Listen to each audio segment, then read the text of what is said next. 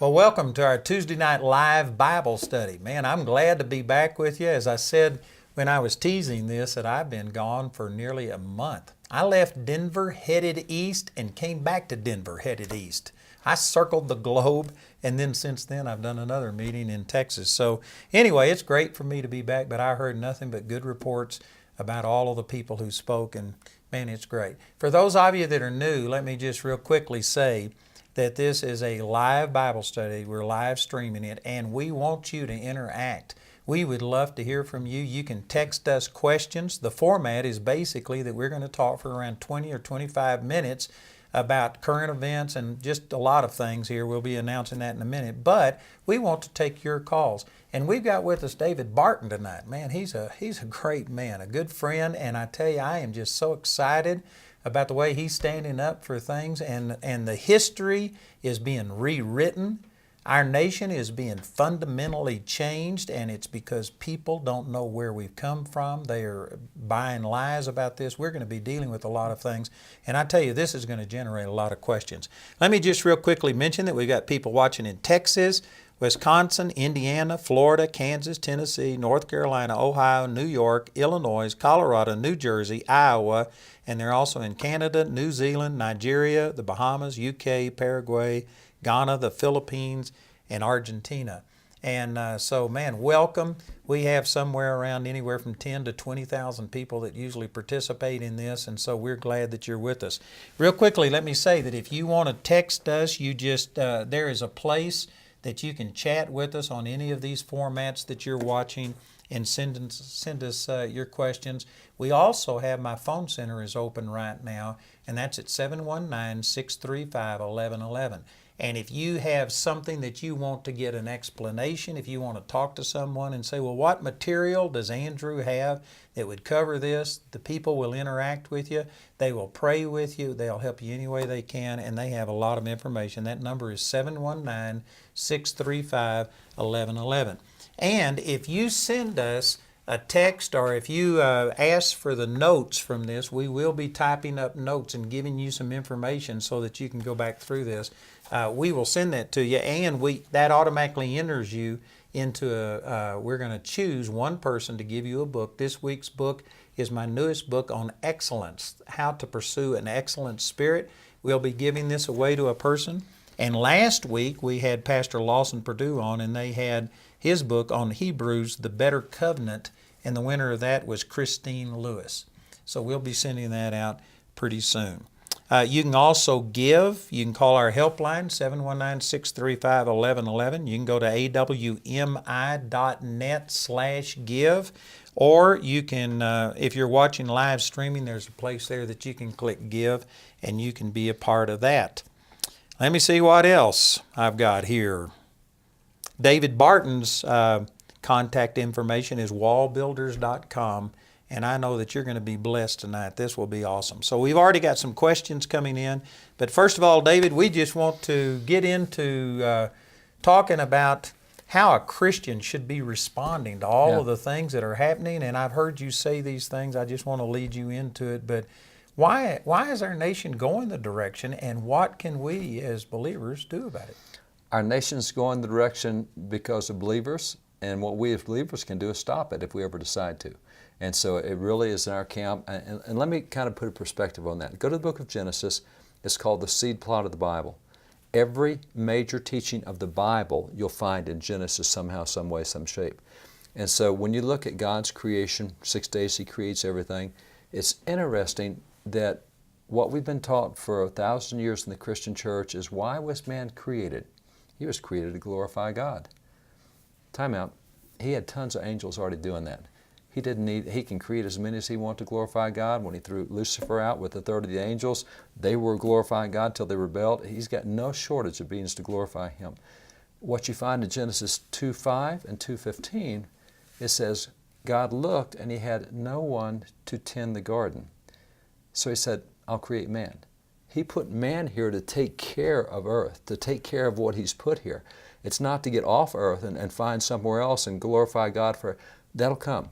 What we're put here to do is to tend the garden. He gave us dominion. He gave us dominion. He said, subdue it. He said, all of this I've just created, you take, you subdue, this is yours. And so that's the purpose we're here. Now, at this point, we have yet as the Christian community to adopt that mentality that says, what Jesus said, occupy till I come, Luke 19:3. And so we have yet to get that occupation mentality. And I don't want this to sound wrong, but it's in the sense of, if you look at World War II when it ended, dropped the 2 atomic bombs in Japan, and then you have an occupation force that goes in, and General Douglas MacArthur led the occupation force. In 7 years, he so rebuilt that nation, rebuilt their economy, their thinking. He rebuilt their military in a different direction, their form of government. In 7 years, Japan was such a different nation that they were welcomed fully back into the community of world nations. Now, that's occupation. You go in, you change the education system. You guys have been teaching suicide bombers from the age of 16. We're not doing that anymore. You change the political system. You change the religious system. That's the 7 mountains. And contrast that with some of our modern wars where we go in and have a great loss of life, lots of money, but then we just withdraw and leave them on their own. And how's that worked? Yeah, you know, one of the things I do at military bases is I teach courses on military ethics. And as you look at military conflicts from Bible forward, you know, way back there with the birth of Israel, coming out of Egypt and taking on Pharaoh, as you look at their coming forward, you have 2 types of enemies. You have those that have similar values and those that have dissimilar values. When we fought the American Revolution, the British had similar values to us. When we fought in Vietnam, we're fighting dissimilar values. And anytime you fight a war with similar values or dissimilar, the things you have to do is you have to break the enemy's ability to fight and break their will to fight. And what we've been doing since Vietnam is we break their ability but not their will. Did you know, along those lines, I just read something on the internet yesterday that they interviewed the general who South Vietnam surrendered to. They had a picture of when that happened, April the 30th, I think, 1975. And this North Vietnamese general said the reason they won, even though they lost over 1 million That's lives, right. and we lost like, what was it? 60,000. Yeah, but I mean, that was terrible, but they lost 1 million. Oh, and they kept going. And he said the reason they won was because, and he mentioned Jane Fonda by name, he mentioned these people, and he said it was the anti-war protest at home that broke the will of the American. Our will to fight. And he says that's the reason they won, even though they were losing people 10-1 in this battle, because people did not stand up and fight. Instead, they were actually fighting against these things. And so we get to this thing as Christians where we think everything is supposed to be civilized, and that if we get engaged politically, they're going to treat us nice. They're not going to say bad things about us. I'm sorry. I know, that's foolish. And what happens is our guys don't like to get beat up on. They don't like to get chewed on. They don't like to have all the negative stuff. They don't like to see themselves in social media being chewed out for what they've done. They don't like fake news being made about them. I did an interview with a guy the other day in Illinois, and I get ambushed all the time. But this was a key ambush. He absolutely made up quotes that have never before appeared in the history of the internet, and on TV started popping these quotes at me. And it's like, I got a shock factor here because I've never heard this in my life. It's been made, but I mean, it's such unfair tactics, but you say, that's all right, I know who wins. That's like accusing somebody of running for office of being sexually, harassing them 35 years ago, and it's just an accusation as far as we know. No proof for it at all. This question, which we are going to talk some more before we take the rest of these questions, but I thought this was so appropriate. Basically, this Ruthie is saying that the biblical model says that things are going to get worse, that there's going to be a great falling away and stuff.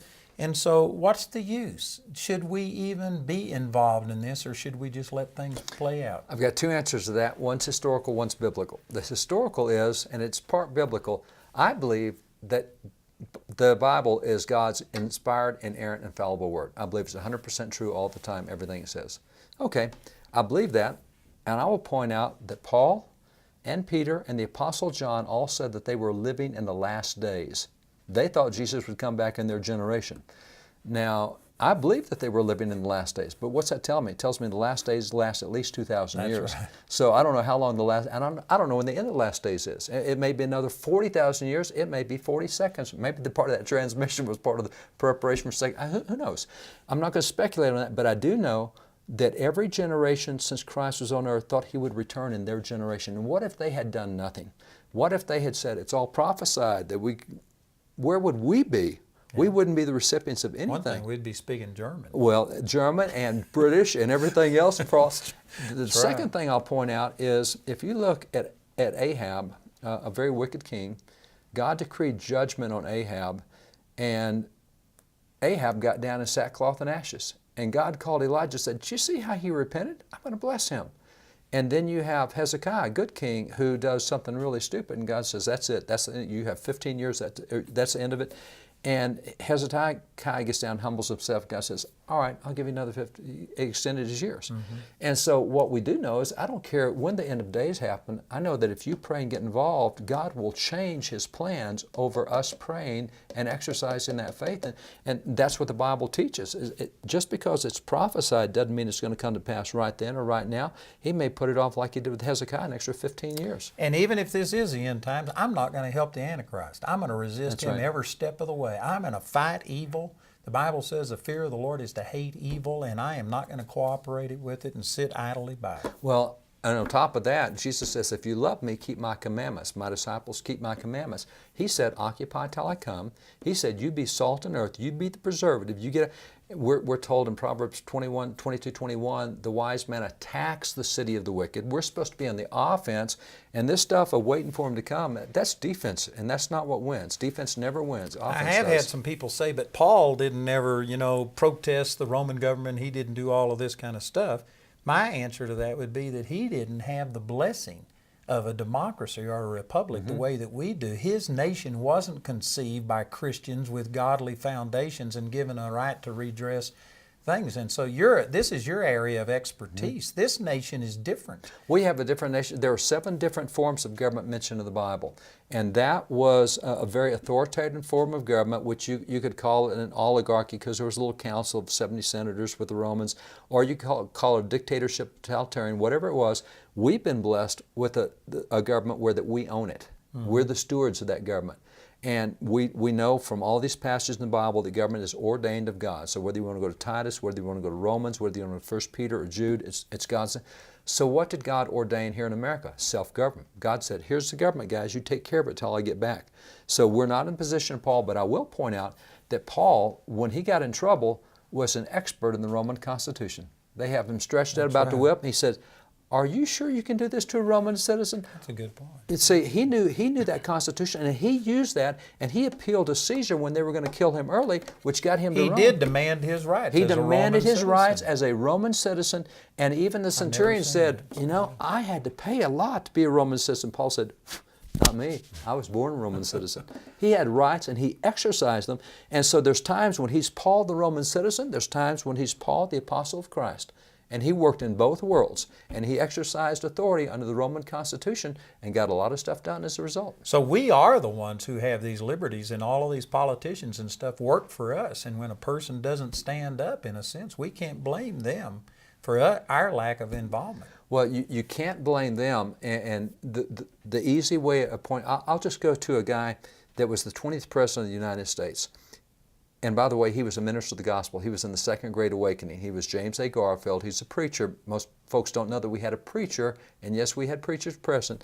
And he's 1876, on the 100th anniversary of America, of the Declaration of Independence, he made a statement that is still true today. He said, "Now, more than ever before, the people are responsible for the character of their Congress."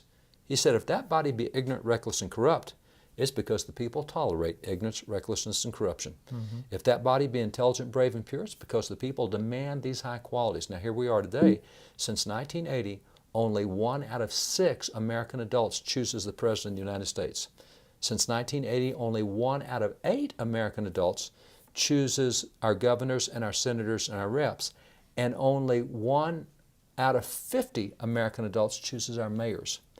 So if we think government's going the wrong direction, look in the mirror. Yeah. That's all it is, because this is a government. God said, "Here, you guys take care of it. I'll come back later." And this leads us to something that, a lot of Christians, it was the evangelical vote that got Trump elected. And I mean, we dodged a bullet. I don't know what we got a happened. reprieve. We did. But some people think, well, we've already done our part. But you and I were talking about this earlier. The midterm elections are going to be crucial, and this low voter turnout in presidential election years actually gives us an opportunity to have an impact, a disproportionate impact. And the Democrats are going to stand up because they are so upset at Trump. So we need to do something That's this right. year. What happens in a non-presidential election year? In a presidential election year, you average about 54% of voters vote. In a non-presidential year, it's down to 39%, which means your vote counts about 25% more than it would in a presidential year because fewer people vote, so you have more influence. But as you pointed out, the other side is so animated. And let me be real clear here. I'm not saying that Trump is the moral guy and there was a lot of Christians who couldn't vote for him. All right, great. I think the best example, the best analogy I've ever heard of this election was given by my son Tim. He said, we have a choice here between Samson and Jezebel.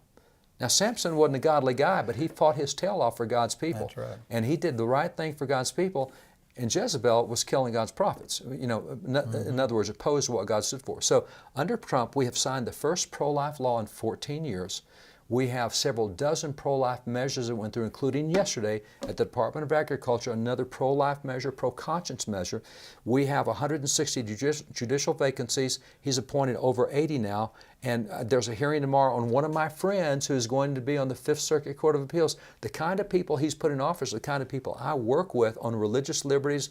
And we have, for the first time in 100 years, his cabinet is having a Bible study on maturity in Christ. A weekly Bible study at the cabinet level. Now, who's hearing all that? Okay, I'll say Trump wasn't the moral guy. He was not my first choice. But I will tell you, he wasn't my first choice. He has fought for God's people. And we have a reprieve here. But the other side is adamantly angry over what's happened. And so what we've already seen in the early elections this year is they have turned out in huge numbers. And if Christians sit back and say, well, we won the presidency, so we're okay for 4 years, we will get our head handed to us in the midterms. And Trump has to have them in order to get legislation. He can sign executive orders, but a liberal president can come in and undo everything. But you know, the cool thing about him, and this has been a shocker to me, his executive orders that he's signed have not been, as President Obama's were, policy making. He has said, I'm the president. I can't make laws. I can only tell my executive branches to do this. So he told, for example, the IRS to stop persecuting churches when they have political speech in them. Well, he can't change the law, but he can deal with his agency. Now, President Obama was making laws, and he said, DACA, for example, he said, I don't have the constitutional authority, but with my phone and my pen, I'm telling you, you will not do this with immigrants, and you will not do this. And under President Obama, I run an organization where we deal with persecuted Christians in the Middle East. We've helped over 50,000. We've moved over 10,000 persecuted Christians out of ISIS way. We cannot bring them to America because America does not accept Christians. We accepted all sorts of Syrian refugees, but not Christians. We don't profile. But yeah, right. But we did. We but profile now, against the under Christians. President Trump, we are now accepting more Christians than we are Syrian refugees. And under President Trump, we are now giving direct aid to the genocide going on in the Middle East. Now, that makes a lot of people mad. It makes Christians happy if you know about it. Media's not talking much about it. So what we've got right now is if you do not give a Senate, then you're not going to get any more judges. If another Supreme Court nomination comes open, right now we had Gorsuch, and Gorsuch has been such a godsend. He's been such a godly guy on the Supreme Court. But all he did was replace Scalia. We haven't made any gains on the Supreme Court. We just haven't lost anything. But we think at the end of this term there will be one vacancy. And if he does not have a Senate, then it doesn't matter who he chooses. We're not going to confirm it. They're not going to confirm it. And the other 80 vacancies that we have in federal judges right now, not going to confirm it. And the other appointments, there's about 4,300 what we call Schedule C appointments. The president gets to make about 4,300. They won't confirm them. And we won't be getting pro-life people in, and we won't be getting godly people in, and we won't be having cabinet Bible studies from the Church of Christ because we won't be having those kind of cabinet members.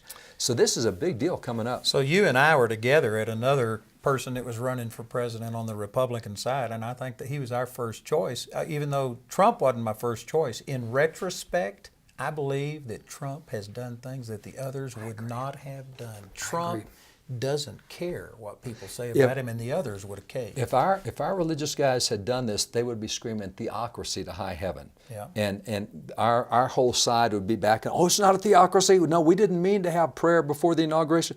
And so he walks out, and he's perceived to be a pagan, and he has 6 people pray at the inauguration, and 4 of them pray in the name of Jesus Christ. Not in my lifetime, and actually not in history have we had 6 prayers at inauguration. Now, if our guys awesome. had done that, they would have got their heads beat Well, in. let me ask you a question. Here's another question comes in from Denise, and she says, what does David Barton think about revival coming again to this nation under our current president, Donald Trump? I am excited again for the soon coming Great Awakening. What do you think? It's not going to happen. What do you think? Not that way. Now, here's how it happens. I believe we're in a revival right now. But here's the thing to know. You look at the revivals in our history, the First Great Awakening, the Second Great Awakening, Third Great Awakening. Did you know that nobody knew they were in a revival till decades later when historians wrote about it and said that was a revival? Yep. So when it was happening, George Whitefield didn't know he was in a revival. And it was a lot of hard work what he did. It was not easy for him to preach 18,000 times, and he rode a horse 7 times across the nation. 80% of people who lived in America physically heard him preach a sermon. That's a lot of work. He died from preaching. The last 2 years he would preach and then go spit up blood and cough and retch his guts out and get his horse and ride. It's not easy. Revival is always hard work. And in the Bible, whether it's under Josiah, Jehoshaphat, or any of those revivals that you want to point to, Asa, they're hard work. So what you find is a revival, and here's the other part, they always include lots of opposition. Revivals have never been easy. Whitefield got his, how do I want to say this? He was attacked viciously all the time, and it was by religious leaders. Yeah. Revivals always set the church against the revivalist. And the church says, oh, we've never done it that way before. Mm-hmm. Why is it that Whitefield had to preach outside for all his meetings? Because pastors wouldn't let him come in their churches. He was rejected by the religious community. Matter of fact, pastors told their parishioners, see him out in that pasture? You climb up in the trees over him and pee on him and defecate on him. That's what pastors told their parishioners to do to Whitefield. Wow. Now, you take Charles Finney, the same thing with the Second Great Awakening. Let me just say that this is not just an opinion, but David has some of these, the largest private collection of original documents. I bet you've got stuff that verify all of the stuff you're saying. Yeah, all of this is easily, historically documentable. We have the actual original documents that back this up. And revivals are wonderful. And I believe we're in a revival. I do too. But it is a lot of hard work. It will be the church turning on itself. Did you know right now in America, 72% of Christian pastors say they do not believe the Bible. So if a Christian pastor stands up and believes the Bible, 72% of Christian pastors are going to attack him. Wow. So how much backbone do you have? That's a revival. But see, here's the good deal. Take the American Revolution. The American Revolution, we're an independent nation. 25% of Americans supported independence, 25% opposed independence, 50% didn't care if it didn't affect them. So only 25% supported independence, but only 8% of the nation ever got involved in the American Revolution. We won the revolution with 8% of the nation. We don't have to have 100%. We don't have to have 51%. We got to have a dedicated 8%. And that's what a revival is. It's the Whitefields and the Finneys and the D.L. Moody's and all these guys, Seymour, getting out there and doing things and getting their brains beaten by religious community. And you know, I believe that our media today is so misrepresenting things that, just like you say, I believe we're in a great revival, but we aren't going to hear it through the media. No. But there are indications, such as the kneeling at the national anthem, and the NFL is taking a beating. Look at people stand up, yeah. I heard that the NFL Monday Night Football was the lowest viewership in the history. It's costing them billions on this. And why? Because there are people out there who do have proper values and who do honor the Lord and this country. Well, look at it. The new CEO for Starbucks said, conservatives, come back. If you're a veteran, we want you to come. They've been so anti-American, and people just, Starbucks, I mean, that was the big ticket stock item if you could get it 5 years ago. And now, man, they are so far down in the tank. There is something going on with the people. So here's another question for you that came in. And if you'd like to give a question, you can go on Facebook Live and type in a question there. Or if you're on chat or on, I don't know how all this stuff works. But anyway, you should know how to do this. Send us a question. But here's another question. It says, David, could you comment on the Black Robe Regiment, pastors that led their churches in battle against the American Revolution? Again, this is speaking to the fact that a lot of people think Christians should get out of this. It's dirty and withdraw from it. What's the story? The Black Robe Regiment, that's what the British called the pastors, because pastors in the American founding wore black clerical robes. Whether you're Catholic or Protestant, whether you're black pastor or white pastor, you wear a black robe. And the British said if it hadn't been for that Black Robe Regiment, America would still be a happy British colony. And so you find that the pastors were the military leaders. They were the political leaders. They wrote many state constitutions. When we ratified the Constitution in several states, they were ratified in churches, not in state legislatures. You'll find that the pastors, until Civil War, 91% of colleges and universities in America had a pastor as the president of the university. Educate all 7 mountains. And today, man, the church is saying, man, I got 2 foot square behind the pulpit and I'm not leaving that. That's not how you take the 7 mountains. You got to go attack those things. And that's what the Black Robe Regiment used to do, so much so that when the British came to New York City and landed in 1777, there were 19 churches in New York City. The British burned 10 of them to the ground and desecrated the other 9. They went across Maine burning churches, went across New Jersey burning churches, went across Virginia burning churches. They're not going to do that today because we're not a threat to them. And back then we were. Who was the British general that said we would have won if it hadn't been for the Well, Black Peter Robe? Oliver was the British official that talked about if it hadn't been for that Black Robe Regiment, and that's where the name came from, was And so the those British black robes. credited the success The preachers. of the revolution to the preachers. Man, we got a bunch of questions here that are right down your alley. It says, what do you see happening in America over the next 3 years?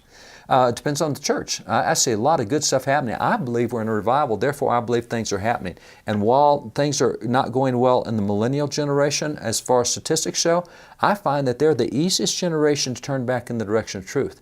And so in summer, we take 50 young people at a time, 18 to 25. We get them in, and they come in with typical millennial polling.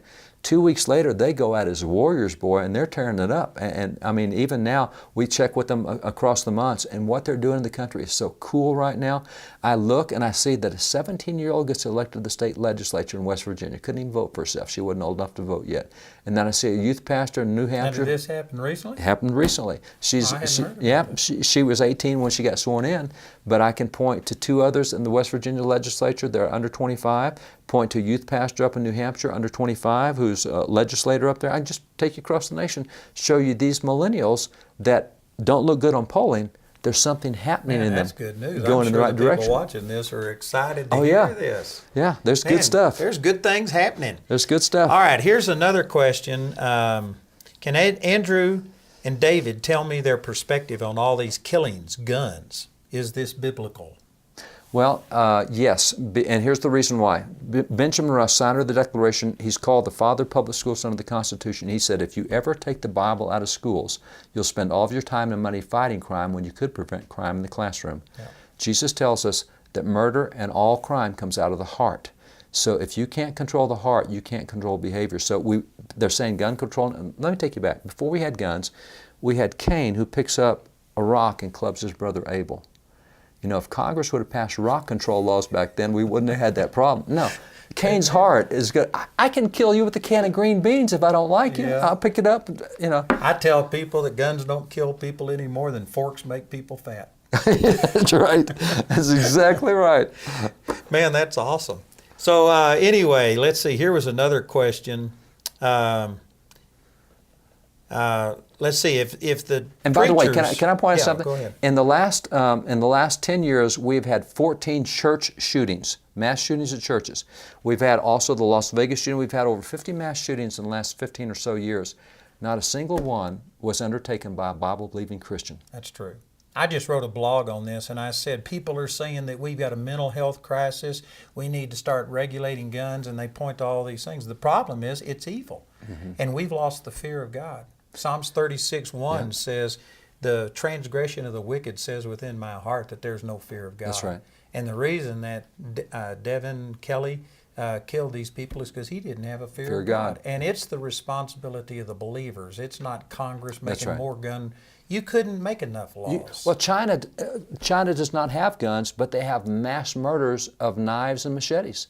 So they don't have gun problems, but they have mass murders of knives and machetes. I was just in England, and they don't have guns, but they had somebody walk in and kill a bunch of people with guns. Well, I was just in Chicago. They don't have guns, and they get 70 people killed every weekend or whatever it is. It's not working. They've got the cities with the highest gun control laws also have the highest murder rates right now. All right, here's another question. Your thoughts on Judge Roy Moore? I've known Roy Moore for a number of years. And I don't know whether anything happened 35 or 40 years ago, but if it did, it happened 35 or 40 years ago. In the last 40 years, he's been elected statewide several times. There has been no hint of any kind of immorality or scandal. I don't know what the truth is, but I like what George Bush said when he ran for president. He said, you know, when I was young and stupid, I did young and stupid things. But he had a change. He had a change in his life. And Roy Moore, we've seen nothing for 40 years.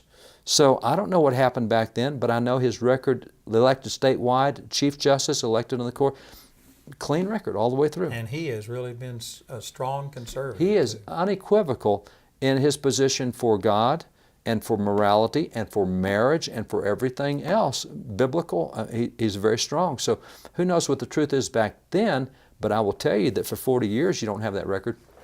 Here's another question from Debbie. It says, David, will you honor us with a brief review of George Washington's faith and courage for the Lord? And let me just add one other statement to that. I was with a pastor recently who said, America, you know, make America great again. America has never been great. Mm-hmm. George Washington would pray and say all these things and then go home and beat his slaves. And because of that, he has rejected anything good about George Washington. You know, here's what we do with it, because let me back up. We know this kind of stuff comes out of universities all the time. We see it. I'm very much involved in the university scene, so is Tim. And so as these millennials come in, and we have them in the summer, every 2 weeks we get a new crop in, we know what they're getting taught by the professors. And the best way to inoculate them is we give them 7 questions to ask your professor. So when a pastor says to me, he went home and beat his slaves, my first question is, wow, what's the proof of that? Show me a source on that. Well, I found it over here in the Huffington Post. Oh, great! That's really. So you start asking questions. Now, the short summary of Washington's faith is strong Christian. End of story. That's all there is. Now, well, that's not what I've heard. I know that's not what you've heard. Go back to the originals. George Washington's first set of writings came out in 1832 by Jared Sparks, the chaplain of Congress, who collected his writings, 12 volumes. In volume 12, he said, I want to know about Washington's faith. So he went to the people who knew Washington. He went to his daughter, who lived with him 20 years in Mount Vernon. Nellie, actually his adopted daughter, his granddaughter that he adopted as a daughter. She said, you might as well question his patriotism as to question his faith. And she talked about how that her aunt died at Mount Vernon. And George didn't realize she was dead yet. And George went over and laid hands on her and prayed for God to heal her. And she was dead. And George, why would a deist go pray for God to raise someone up? And so when you look at the eyewitnesses, but what happened in 1987, an academic came out with the same writings of Washington. He took out all the eyewitness testimony and he said, George Washington's a deist. How about all the eyewitnesses? So this is what we fight with academia today.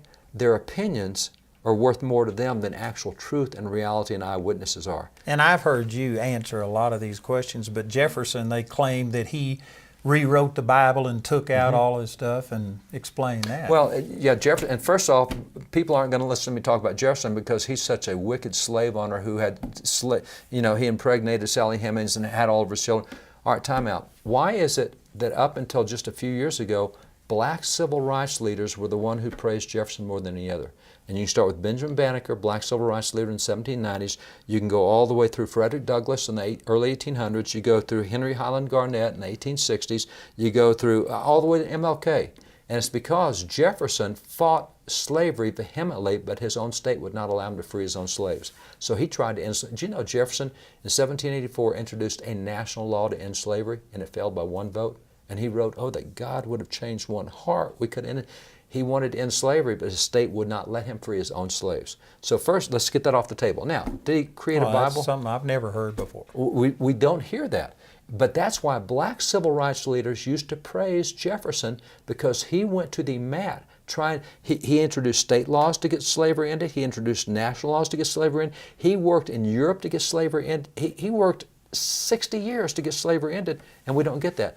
And he did not create a Bible in which he cut out all the stuff. As a matter of fact, our book, Jefferson Lies, goes through these lies.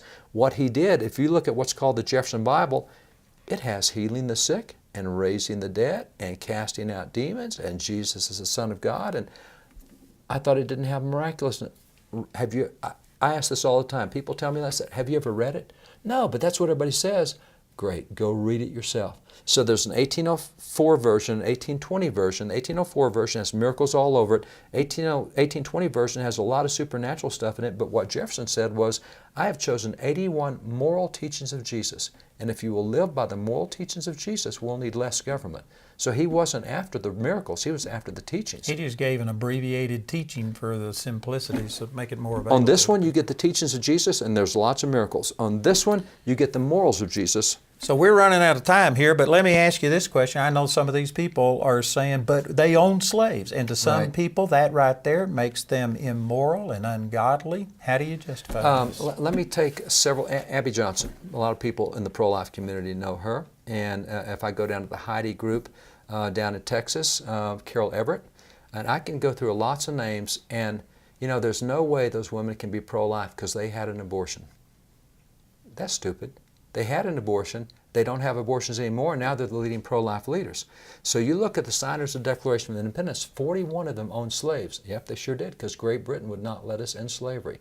After we separated from Great Britain, you look at how many founding fathers released their slaves, freed their slaves, and then started anti-slavery societies. So today we say, you own slaves. There's no way you can be good. No, that's like saying because you had an abortion, you can never be a pro-life So advocate. many of them grew up in this system. Well, and I heard Tim, your son, say this. He says, you name me one country in the world that didn't have slaves that's right. in it at that time. And you name me one country in the world where the whites went to war against whites to free blacks. Only America. We're special. Now, we had slavery. Interestingly, in 1773, 1774, a bunch of the founding father states tried to end slavery, anti-slavery laws. King George III struck it all down. That's when founding fathers started saying, well, let's separate from Great Britain so we can end slavery. And so in 1776, after we separate from Great Britain, that's when you find them pass the anti-slavery laws. And I also know from you that when the colonies did form and declare independence, that slavery was a big issue, and many of them wanted to outlaw it, but it was just that they had to win this revolution first, and in order to do it, they had to incorporate some of the And did you know that in states. Massachusetts there never was a time when blacks could not vote, and that there were a number of states that didn't have, and as a matter of fact, in New York, they were a slaveholding state, and the largest slaveholder in New York had 6 slaves. They had slaves, but just a handful. Now, I'm not justifying slavery, but it's not. See, what happens is we look at the image of Georgia, South Carolina, North Carolina, and say all of them were like that. No, no, no.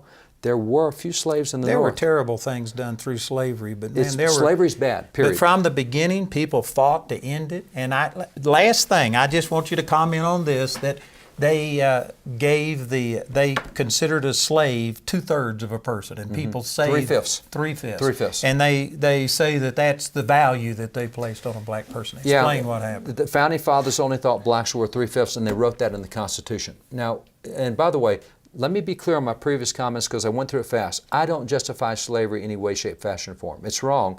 But the way we portray it today in the Founding Fathers, that because they owned slaves, they were all anti-slavery, nonsense. It's just not accurate. Some of them did.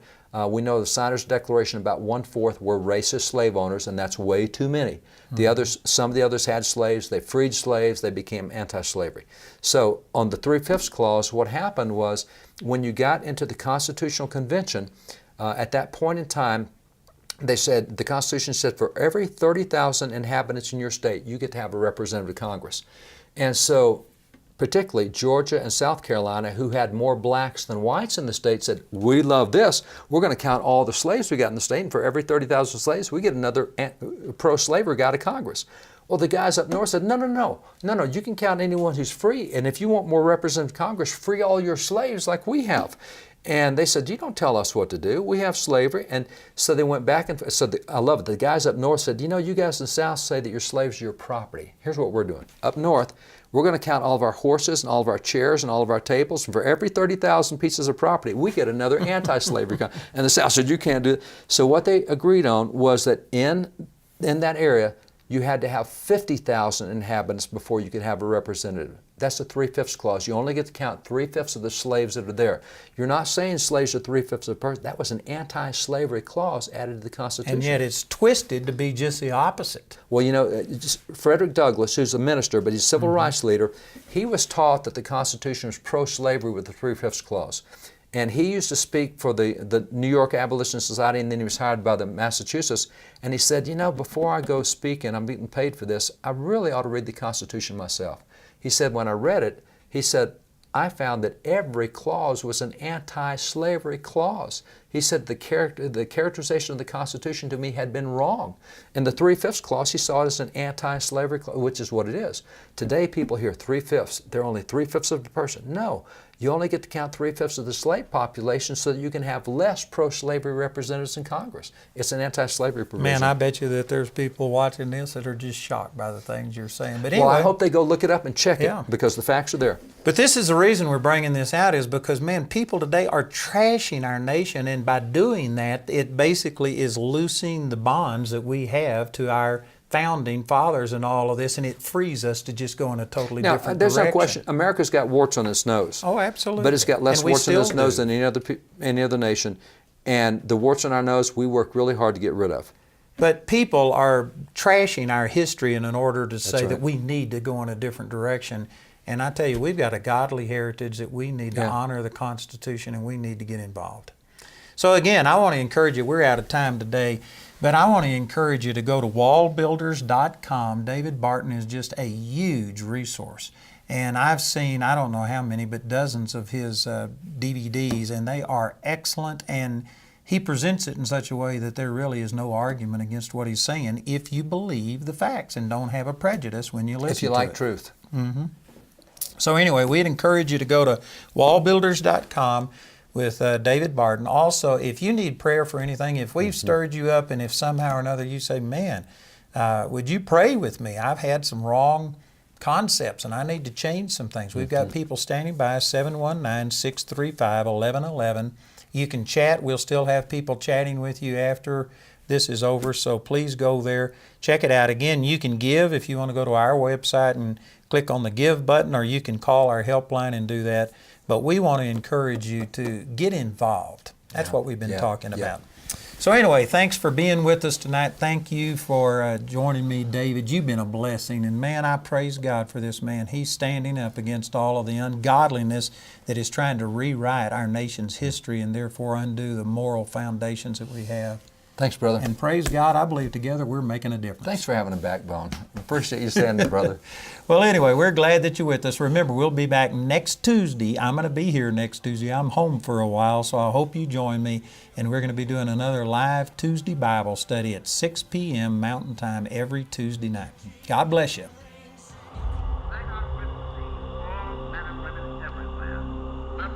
Sometimes a gift Once upon a time, many years ago, in the ancient land of Persia, can change your life forever.